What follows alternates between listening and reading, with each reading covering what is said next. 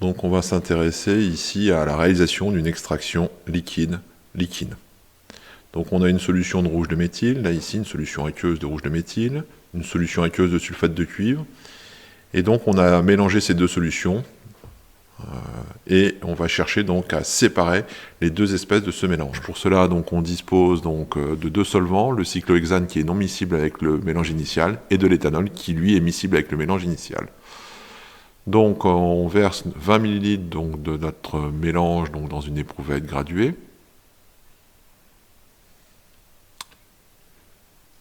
On donc choisit donc, le cyclohexane comme solvant d'extraction puisqu'il est non miscible avec le mélange initial. Et d'autre part, le rouge de méthyle est plus soluble dans le cyclohexane que dans le mélange initial. Donc on place l'ampoule à décanter sur son support, on vérifie que son robinet soit bien fermé et on verse le mélange, puis le solvant d'extraction.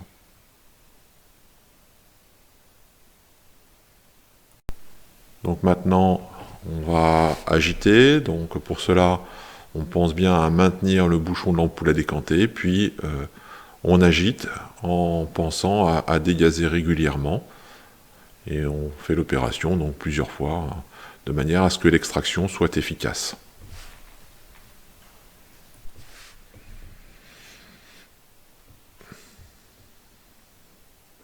Donc on réalise l'opération plusieurs fois. On pense, lorsqu'on dégaze, à faire attention à ce que s'il y a des projections éventuelles, qu'elles ne soient pas dirigées vers quelqu'un. Donc pour cela, on va diriger l'extrémité de l'ampoule à décanter vers les murs.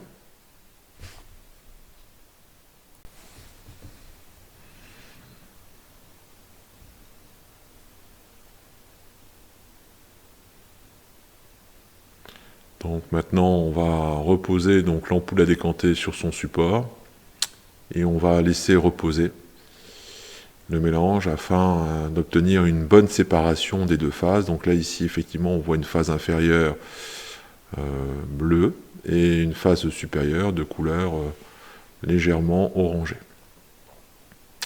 Donc la phase inférieure donc, est constituée donc, de notre phase aqueuse, de densité égale à 1, et la phase supérieure de cyclohexane contenant le rouge de méthyle, dont la densité est inférieure à 1, ce qui explique que cela constitue la phase supérieure. Donc on place un premier bécher, puis on récupère donc la phase inférieure, en prenant soin de s'arrêter juste avant les séparations des deux phases, de manière à vraiment récupérer uniquement donc, cette phase inférieure. Donc on ferme progressivement le robinet jusqu'à atteindre la limite. Et ensuite, donc, on place un bécher aux poubelles de manière à éliminer justement cette phase transitoire. Donc ça représente un volume très très faible. Et enfin, on prend un dernier bécher afin de récupérer la phase supérieure contenant le cyclohexane et le rouge de méthyle. Nous venons de réaliser une extraction liquide.